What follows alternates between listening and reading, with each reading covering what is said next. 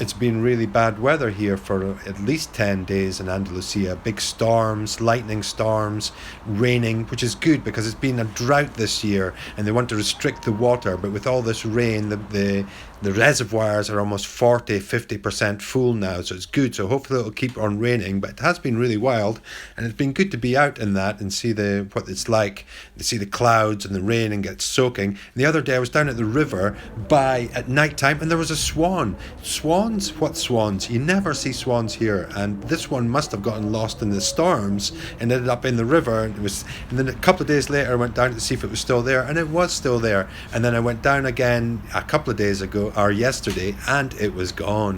So it wasn't there, so it must have flown off to its new destination. A wild swan in Seville, so beautiful to see.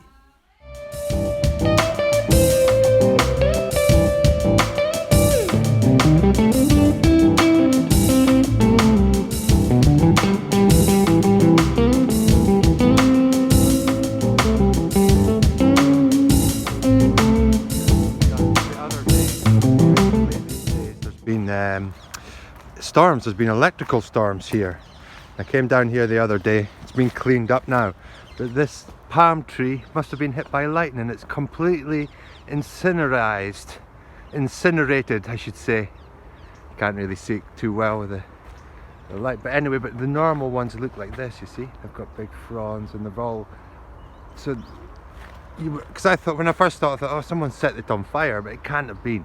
That has been a lightning strike that's went right down through it and set it on fire. I'm pretty sure of it. Of course, I might be wrong. Incinerated. Yeah, there was lots of thunder and lightning.